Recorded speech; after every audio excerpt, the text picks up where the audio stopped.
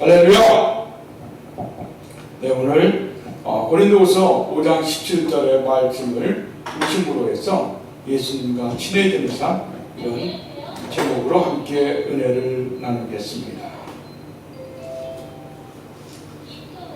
오늘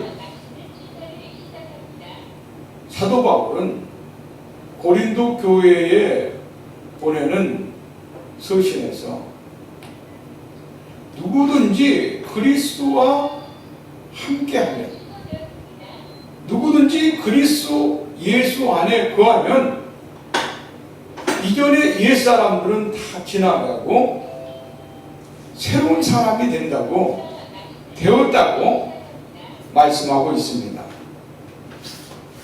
한마디로 새로운 인간상, 새로운 자아상, 새로운 그리스도인의 사도 바울은 지금 말씀하고 있는 것입니다.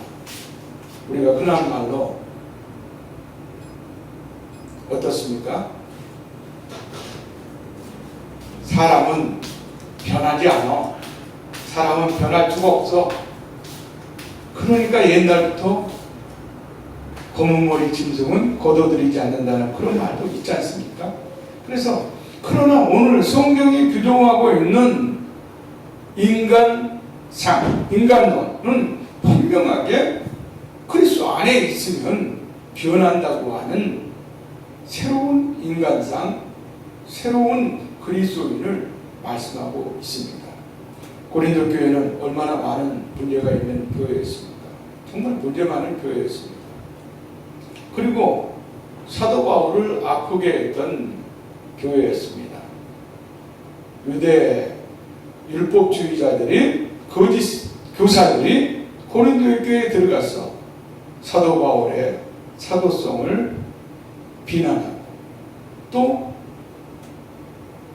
할례를 받아야 된다고 거짓 가르침을 고린도 교회에 가르쳤을 때 사도 바울은 정말 마음이 아팠습니다. 오직 예수 그리스도라는 그 은혜로 말미암아 우리가 구원을 받은 것인데, 그런 율법주의적인 그런 절차와 또 행동과 간행을 통해서 구원을 받아야 된다고 하는 잘못된 교리를 따라가는 고린도 교회인들을 보면서 사도 바울은 마음이 무척 아팠을 것입니다. 그래서 오늘 이 말씀도 그러한 잘못된 간행, 거짓 교사들의 가르침을 따르는 많은 성도들에게 사도 바울이 외치는 절규라고 받아들여도 과언이 아닐 것입니다. 이 시대는 포스트 코로나 시대라고 합니다.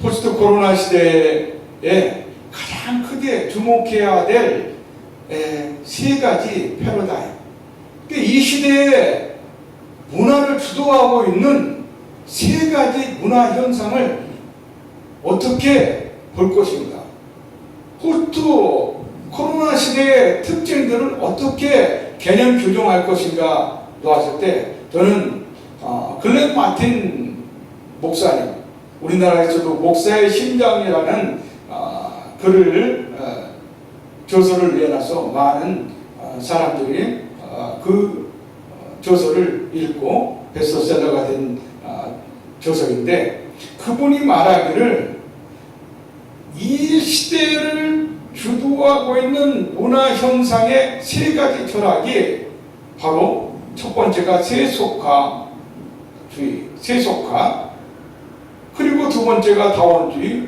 세 번째가 사회화 현상이라고 말했습니다. 얼마나 교회 안에 세속적인 물결들이 많이 들어와 있습니까? 그렇죠? 이 오늘날 코로나를 거치면서 거의 일반 교회가 문을 닫았다는 것이 거의 공식적인 통계입니다. 그런데 어떤 사람들은 2만 교회가 문을 닫았다는 분들도 있어요. 그래서 보면은 이 교회가 왜 문을 닫게 됐느냐? 그럼 저희 교회도 보면은 임대교회. 임대료를 매달 내다보는데 코로나가 되니까 모든 예배가 중단되고 공예배가 온라인 예배로 되고 코로나 시대를 거치면서 또 언택트 시대가 된 거예요. 언택트 시대는 비접촉. 정부에서도 사회적 거리 두기를 실시하고 격리를 실시해서 종교인들에게 또 교회에 예배를 당분간 드리지 말 것을 공고해서 또 대한민국 우리 충실한 목사님들은 타 예배를 드리지 않고 온라인으로 전환시켜서 예배를 드리기도 하고, 그러다 보니까 작은 임대교회들은 헌금을 가지고 운영해야 되는데 그렇지 못하니까 많은 교회들이 문을 닫게 되었다는 것이 현실입니다. 저희 생명교회도 코로나 한창이던 시기에 개척을 해가지고 참 어려운 시기를 거쳤는데, 그 어려운 가운데서도 생각해보면 하나님이 정말 큰 은혜와 사랑을 물밀듯이 폭포수처럼 부어주셔서 우리는 정말 코로나가 아닌 시간처럼 잘 견디고 지나왔다고 생각합니다. 물론 모든 가족들이 코로나를 겪어서 예배는 못 드렸죠. 그래서 하지만 지금까지 우리 생명교회를 하나님께서 이끌어 가시고 또 풍족한 사랑과 은혜를 내려주시고 있다고 생각합니다. 자, 오늘 본문은 우리 모두가 잘 아는 구절입니다. 여러분과 제가 새롭게 되었다고 생각하십니까? 그런즉 누구든지 그리스도 안에 있으면 새로운 피조물이라고 지금 주님께서는 우리에게 말씀하고 있는데, 여러분은 가슴에 손을 얹고 새로운 피조물입니까? 아멘, 아멘, 아멘입니까? 아멘입니다. 아이고, 예배 끝나면 또 성질 부리고 뭐 어쩌고 저쩌고 할 인간이 뭐 그런 생각을 가질지라도 성경은 지금 주님은 우리에게 너는 내 아들이다, 너는 내 딸이다, 너를 heb시바란다, 너는 뿔나란다. 성경이 얼마나 하나님의 기쁨된 자녀들이라는 것입니다. 그리고 우리가 궁극적으로 이 땅에 이 세속과 물결에 서서 살아가면서 우리는 하나님의 자녀들 군사라는 사실을 잊지 말아야 됩니다. 우리는 새로운 하나님의 자녀라는 신분을 터득했다는 것을 여러분들 꼭 기억하시기 바랍니다. 제가 우리가 미국에서 한 5년 살았죠. 근데 미국에 가보면 우리가 새로운 이 신분이 됐다는 게 여실히 느껴집니다. 뭐죠? 아니, 이 한국에서 미국으로 이민 가신 분들 대다수가 미국 시민권 따기 위해서 얼마나 많은 노력을 하는지 몰라요. 어떤 분들은 전 재산을 다 털어놓고 사기당하는 분들도 있어요. 그리고 그 미국 시민권이라는 종이 조각이 하나가 뭔지 그거 받으면은 그렇게, 근데 이해가 돼요. 그 시민권을 안 받으면 미국에서 살아갈 수가 없는 거야. 영주권을 안 받으면 살아갈 수가 없어. 생활이 막히기 때문에. 그렇죠? 마찬가지로 이 세상에서 우리가 하나님의 시민권, 하나님의 자녀된 군사라는 이 신분을 새롭게 터득했다는 사실을 잃어버리는 순간 우리는 사도 바울이 말했던 것처럼 세상 사람보다 더 불쌍한 생활을 하고 있는지 모른다는 것입니다. 어떻습니까, 여러분? 코로나를 거치면서 많은 신종어들이 세워놨어요. 언택트라는 말도, 이 언택트라는 말은 제가 찾아보니까 우리나라 사람이 제일 먼저 만들었더라고요. 콩그리시로. 대단해, 우리나라 사람들. 하여튼 콩그리시가 대단해. 네. 언택트는 우리나라에서 생성된 신생어입니다. 네. 신종입니다. 근데 코로나 시대 얼마나 많은 사람들이 죽어서 우리를 가슴 아프게 했습니까? 많은 사람들이 가족을 잃었어요. 그때 생겨난 신조어가 또 뭐가 있냐면은 코로나 블루라는 말이 있습니다. 여러분들 코로나 블루가 뭐죠? 코로나 우울증, 코로나 조울증을 코로나 블루라고 해요. 가족들을 잃고 가족들과 격리되어 있다 보니까 슬픔이 자기 혼자라는 그 느낌이 처절하게 드는 거예요. 사랑하는 여러분들, 주님을 붙잡기 바랍니다.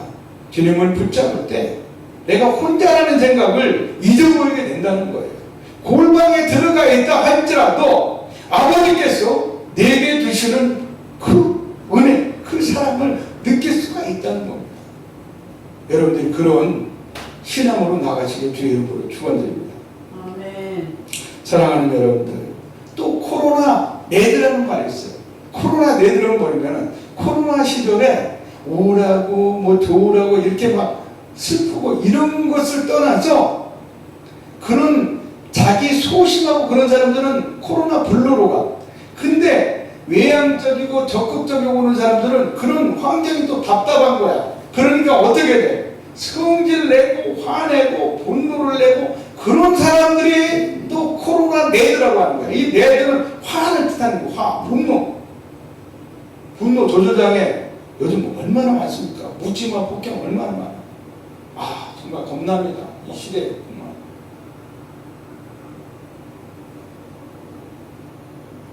사랑하는 여러분들, 우리가 내 자신이 주님과 친해지기 위해서는 주님과 함께 동행하는 삶을 살기 위해서, 또 성령님과 동역하는 동역자가 되기 위해서는 우리가 더 주님과 친밀한 관계를 가져야 되는데, 지금 이 시대의 사회 환경, 문제적 상황은 우리의 신앙을 지키기가 힘든 시대를 살아가게 하고 있다는 것입니다. 사랑하는 여러분들 어떻습니까? 예수님과 친밀한 삶과 교제를 통해서 우리가 정말 새로운 그리스도인으로 하나님의 자녀된 군사로 나아갈 수 있다고 생각하십니까?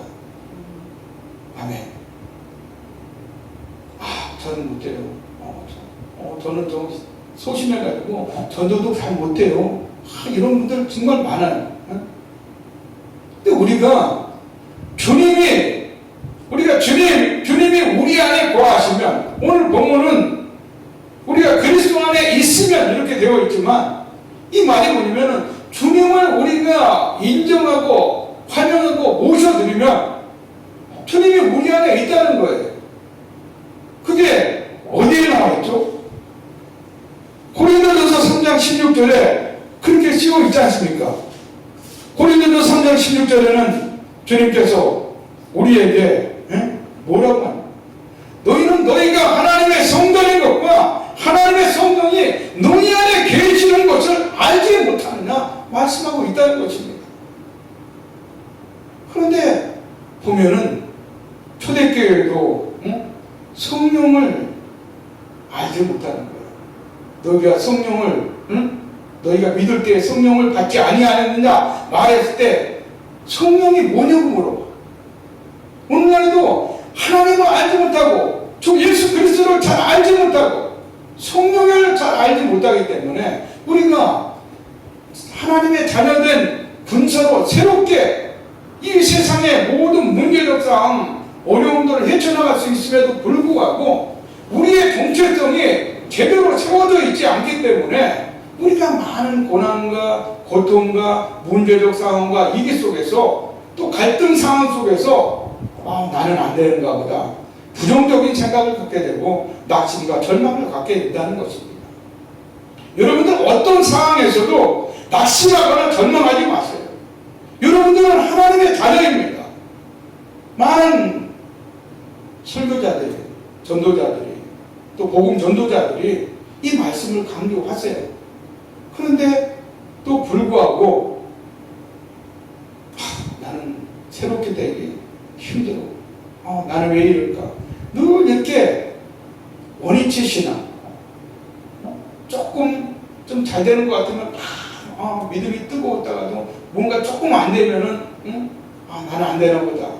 이런 원위치 시장으로 돌아가는 그러한 믿음과 신앙은 결국 예수 그리스도, 성령, 하나님에 대해서 우리가 잘 알지 못하고 자기 자신에 대해서 잘 알지 못한다는 것입니다.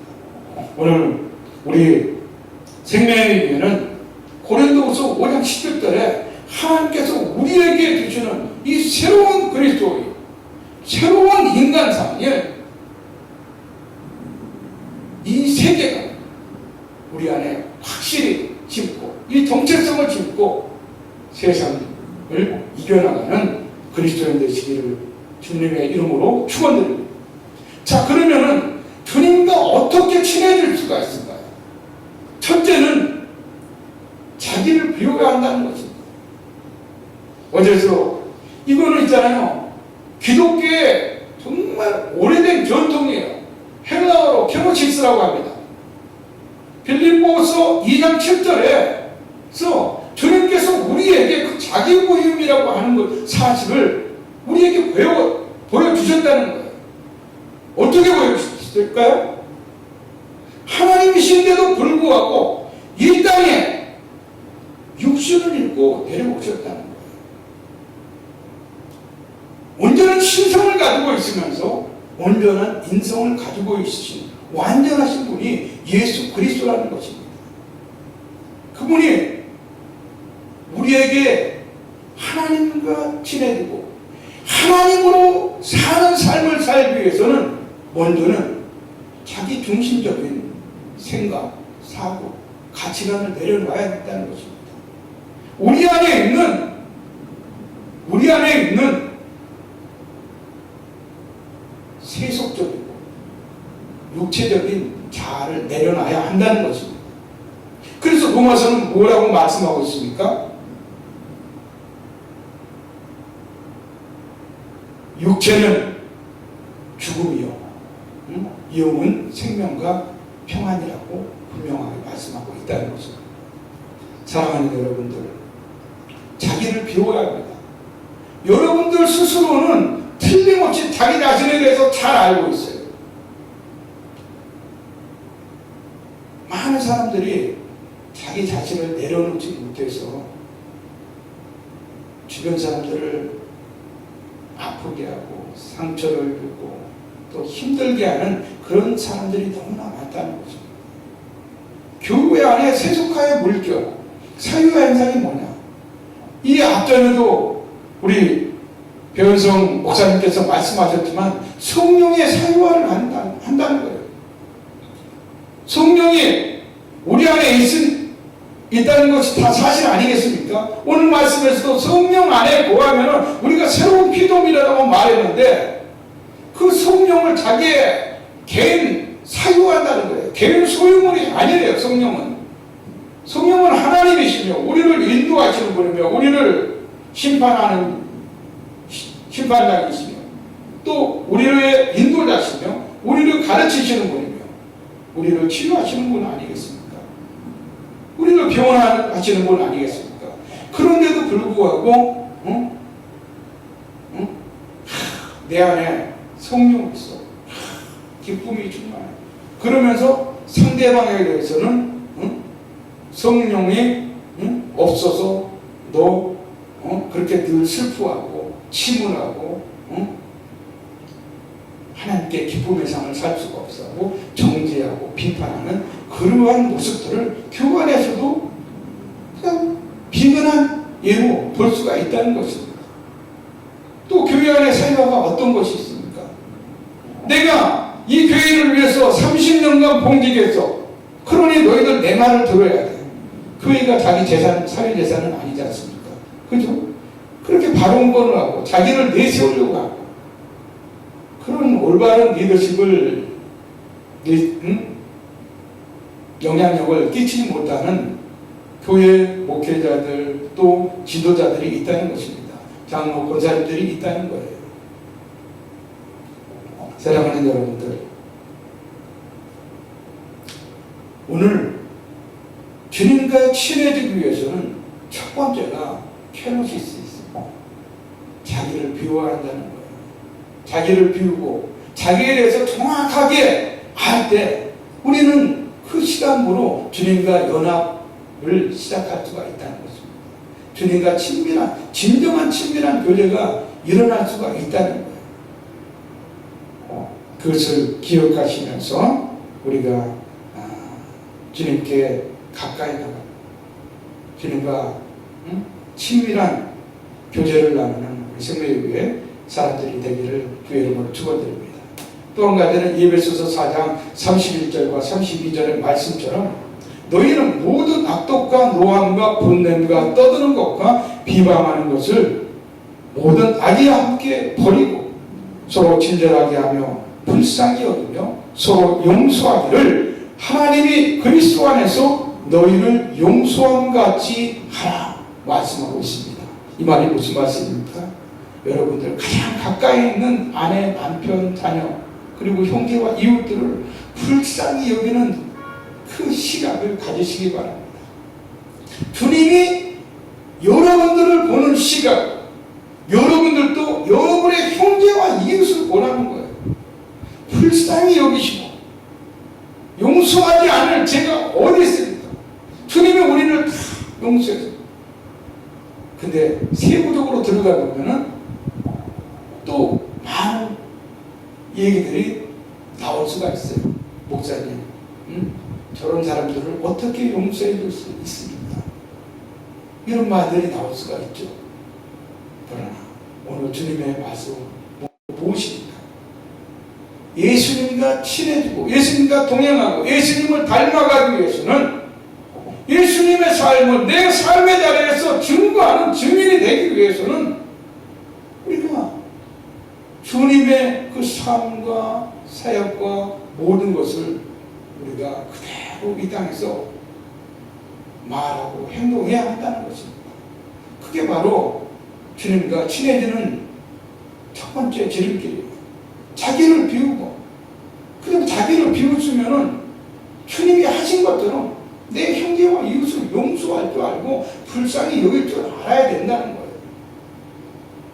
그렇게 되면은 여러분들 그냥 주님이 여러분들을 그냥 날마다 날마다 그냥 인도해 주시고 여러분들을 날마다 인도해 주시고 주님이 부어해 주는 그 놀라운 성령의 역사하심과 성령의 놀라운 이적들을 경험하게 된다는 거예요. 오늘날 많은 현대 지역교회가 힘들어지는 이유가 뭐냐면은 말씀은 그냥 너무 말씀 증거 잘하는 설교자들이 너무 많아. 그런데 정작 하나님을 경험한 사람들은 없어. 부족해. 없는 게 아니라 부족해. 성경은 분명하게 말씀과 행동으로 경험을 중요시하고 있다는 것입니다. 사랑하는 여러분들, 하나님과 친밀한 교제 속에서 하나님을 경험하는 그리스도인으로 살아가시길 주의 이름으로 축원드립니다. 네. 그런 체험적인 신앙이 나의 믿음의 깊이를 더 깊게, 나의 믿음의 뿌리를 더 견고하게 내릴 수 있다는 것입니다. 두 번째로는 하나님과 친밀한 삶을 살기 위해서는 우리가 성령님을 인정하고 환영하고 모셔드려야 된다는 것입니다. 계시록 3장 10절에는 이런 말씀이 있습니다. 볼지어다 내가 문 밖에 서서 두드리노니 누구든지 내 음성을 듣고 문을 열면 내가 그에게로 들어가 그와 더불어 먹고 그는 나와 더불어 먹으리라. 여러분들 저를 잘 보세요.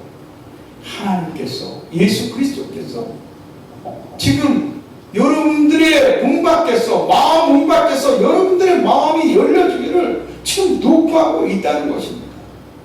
마음으로 읽으시기 바랍니다. 성경을 그냥 문자적으로 그런가 보다 그렇게 인식할 것이 아니라 성경이 이 땅을 창조하고 나를 만들고 이 우주와 나를 만드신 주 되신 하나님이 지금 내 안에 계시고 나와 동행하고 있다는 이 성경적 세계관, 가치관을 온전하게 믿어야 된다는 것입니다. 성령이 아니고 저는 주라 신하지 못한다고 성경은 우리에게 가르치고 주고 있는데, 우리가 이 성령에 대해서 이 성령 시대에, 교회 시대에 너무 소홀히 한다는 거예요. 과거 조영기 목사님이 날마다 성령님 인정하고 환영하고 모셔드린다고 입버릇처럼 말했듯이 우리도 성령을 잃어버려서는 안 된다는 거예요. 잊어버려서는 안 된다는 거예요. 성령 충만한 삶을 살기 위해서는 성령을 사모하는 것이 첫 번째라는 것입니다. 그러니까 예수 그리스도와 친밀한 삶을 살기 위해서는 말씀과 기도를 통해서 성령께서 내 안에 내재하고 계시고 성령께서 내 안에 있다는 그 믿음의 점검, 확신이 반드시 필요하다는 것입니다.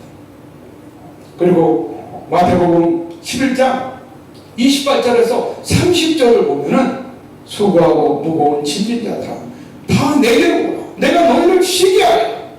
나는 마음이 온유하고 겸손하니 나의 멍에를 메고 내게 배우라. 그리하면 너희 마음의 시험을 얻으리니 이는 내 멍에는 쉽고 내 짐은 가벼움이라 하시니라. 주님께서 제자들에게 하신 말씀 아닙니까? 주님과 친해지기 위해서는 주님의 그 초청을 우리가 받아들여야 된다는 것입니다. 그런데 그 초청이 나를 초청하고 있는지 안 하는지 어떻게 알아? 그거는 경건 생활이 있어야 되는 거예요, 여러분들. 내가 주님의 말씀 앞에 무릎 꿇지 않는데, 내가 주님의 십자가에 무릎 꿇지 않는데, 기도하지 않는데 어찌 주님의 초청의 음성을 들을 수가 있다는 것입니다. 절대 없어요. 그러면 나는 매일 예배에 참석하고 매일 기도하고 있어요. 1000시간 만시간 무릎 꿇고 있어도 세상 것으로 가득 차 있으면 뭐 주님하고 친밀한 교제를 나눌 수가 있겠습니까? 말씀을 읽는데 맨날 헛떡이나 생각하면 뭐를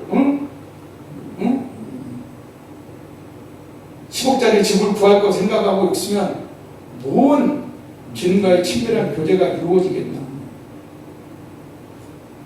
사랑하는 여러분들, 이 시대가 그런 시대라는 것은 세속주의의 물결이 정말 이 교회 안에 가득 차 있어요. 돈이 아니면 교회가 운영되기가 힘들어집니다. 이렇게 주장하는 분들도 나와 있어요.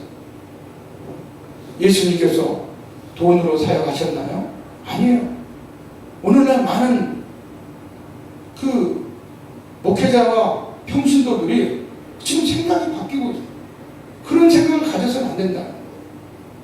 우리 안에 있는 예수 그리스도, 주 되신 하나님, 성령이 이 모든 것을 이끌어간다는 이 확고한 그리스도인의 정체성을 가질 때 나는 새로운 피조물이라고 하는 것이에요. 그것이 주님과의 친밀한 교제의 삶이고 주님과 동행하는 삶이고 주님과 동역하는 삶이라는 것입니다. 여러분들 이걸 잊어버려서는 안 된다. 자, 마지막 세 번째로, 사랑하는 여러분들, 마지막 세 번째로 내 안에 예수 그리스도를 증거하고 외치는 자가 되어야 된다는 것입니다. 예수님과 친밀한 삶을 살고 있다고 하는 이 증거는 뭐냐면 내가 그분의 증인된 삶을 살고 있다는 거예요. 그래요, 안 그래요, 여러분들? 여러분들 아주 서울대학교 가면 자랑해요, 안 해요?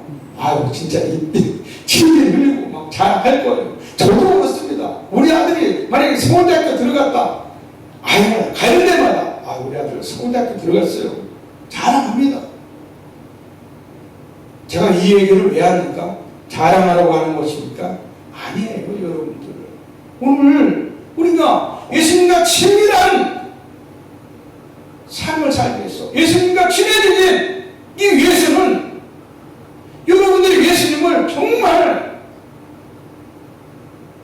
어디를 가든지 칭찬하고 예수님을 존귀하게 드러내고 예수님에 대해서 전해야 된다는 거예요. 이게 없이는 예수님과 친해지지가 않는다는 거예요. 아니 내 친구가 하다못해 저기 파출소 소장만 해도 자랑하고 그러는데 아니 하늘의 왕이신 예수님을 나의 구주로 모시고 나의 왕으로 모시고 살아가는데 왜 자랑 안 하고 왜 그분을 세상에 알리지 않느냐 이것입니다. 여러분들 친해지는 삶 이제 아셨죠? 어떻게 하라고요? 말씀을 정리하겠습니다. 사랑하는 여러분들, 주님께서 우리에게 뭐라고 말씀하십니까? 마가복음서 8장 34절에 무리와 제자들을 불러 이르시되 누구든지 나를 따라오거든 자기를 부정하고 자기 십자가를 지고 나를 따를 것이라고 말씀하고 있습니다. 오늘 예수님과 친해지는 삶을 살기 원하는 모든 분들은 이 주님의 명령을 따르면 된다는 것입니다. 자기 부인이 무엇입니까? 빌립보서 2장 7절에 자기를 비워 종의 형체로 낮추시고 자기를 2장 6절에 뭐라고 되어 있어요? 본디 하나님의 본체와 동등하시나 통동하시다고 그랬잖아요. 하나님의 본체로 동등될 것을 취하지 아니하시고 자기를 무려 종의 형체로 낮아지되 죽기까지 낮아주셨다고 성경은 우리에게 기록하고 있습니다. 주님이 자기를 부여했듯이 여러분과 제가 있잖아요. 우리는 내 스스로로 내 자기 중심적인 생각을 버리고 사고를 버리고 나를 비워갈 때 나의 고집과 나의 감정과 나의 욕망 그리고 나의 잘난 지식과 명예와 지위, 권력 이런 것들을 버릴 때 주님이 정말 우리를 사랑하시고 우리야 더 뭐라도 해줄 것이 없다. 더 많은 긍휼과 자비를 우리에게 베풀어 주신다는 거예요. 여러분들 그 사랑, 그 긍휼, 그 자비를 받는 것이 주님과 친해지는 삶이에요. 근데 그 첫 번째가 자기를 비우라는 거예요. 여러분들 스스로, 저도 저 스스로를 내려놔야 한다는 것입니다. 무엇을 내려놓을지는 여러분들 기도하고 각자 판단하세요. 제가 잘 몰라. 여러분들은 어떻게 제가 다 알겠습니까? 제가 시리아인데. 근데 안타까워하는 부분들은 있죠. 바라보면서. 아마 여러분들도 저 바라보면서 또 여러분들도 여러분의 남편, 아내, 여러분들의 자녀를 바라보면서 안타까운 부분들이 있을 거예요. 그렇지만 그런 부분들을 가지고 지적하고 비판하고 정죄해서 다툼과 갈등과 싸움을 만들지 말라는 거예요. 주님은 뭐라고 그랬죠? 재단에 나와서 뭐하고? 드리려다가 거기서 내 형제에게 원망을 들을 만한 일이 있는 것이 생각나거든. 예물을 재단 앞에 두고 먼저 가서 형제와 화목하고 그 위에 와서 어떻게 하라고? 그 위에 와서 예물을 드리라고 주님께서 말씀을 하고 있다는 것입니다. 마태복음서 5장 23절과 24절의 이 말씀, 사랑하는 여러분들 기억하시기 바랍니다. 자기를 비운다고 하는 것은 자기의 시각, 자기의 시선, 자기의 감정, 자기의 가치관과 세계관으로 상대방을 평가하고 상대방을 비판하고 상대방을 정죄하는 것이 아니에요. 자기를 비우게 되면은 상대방이 불쌍하게 보여요. 예수님이 우리를 사도 바울의 디모데전서 1장 5절에 뭐라고 말씀하셨습니까? 믿보다 모든 사람이 받을 만한 이 마음이요 그리스도 예수께서 죄인을 구하시려고 세상에 임하셨다 하도다. 죄인 중에 내가 계수니라. 예수님께서 이 땅에 많은 사람들을 구원하고 오셨는데 사도 바울이 뭐라고 말하고 있어요? 내가 예수라고 고백하고 있다는 거예요. 여러분들이 사도 바울처럼 우리가 정말 새로운 피조물이 되었다고 정말 확신한다고 하면은 내가 죄인 중에 괴수라고 하는 이 고백을 드릴 수가 있어야 된다는 것입니다. 아니야, 난 그러지 않는데요. 난 지금 성실히 살았어. 나는 착하게 살았어. 나는 정말 내 주변의 형제와 이웃들을 위해서 살아봤어. 물론 그렇게 살아봤겠죠. 그러나 우리가 그리스도인이 되는 이 지름길은 예수님과 친해지기 위해서는 캐노시스, 자기 비움이 항상 전제되어야 된다는 것을 성경은 우리에게 말씀하고 있다는 것입니다.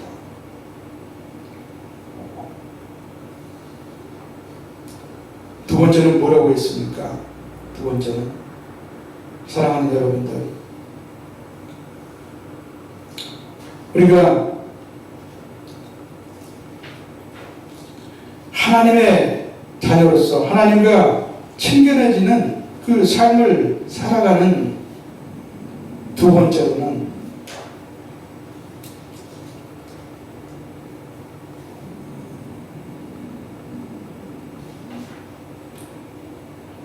성령님을 인정하고 모셔드리며 동행하는 삶을 살아야 된다는 것입니다. 예수님의 초청의 음성을 우리가 들을 수 있도록 늘 말씀과 기도 앞에 나가서 주님께서 우리를 초청할 때 우리가 주님 앞에 나가고 주님과 친밀해지는 그런 제자된 또 자녀된 그리스도 군사가 되어야 된다는 것입니다. 마지막에 오늘 말씀했듯이 여러분들 예수님과 친해지기 위해서는 어디 가든지 정말 왕 되신 하나님을 전파해야 된다는 거예요.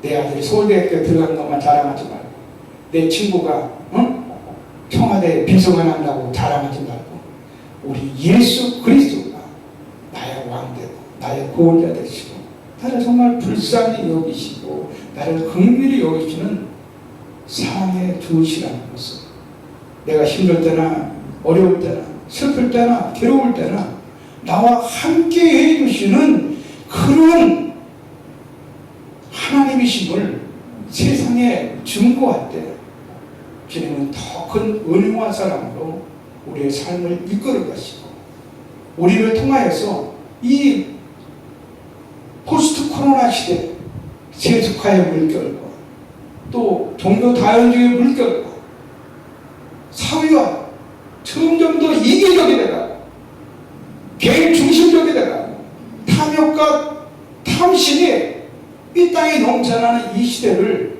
변혁하는 주체로 사용하실 것입니다. 우리 생명의 교회 공동체를 예수 생명 공동체로 주님께서 오늘 새로운 필요로 사용하실 것입니다. 저는 그것을 믿습니다.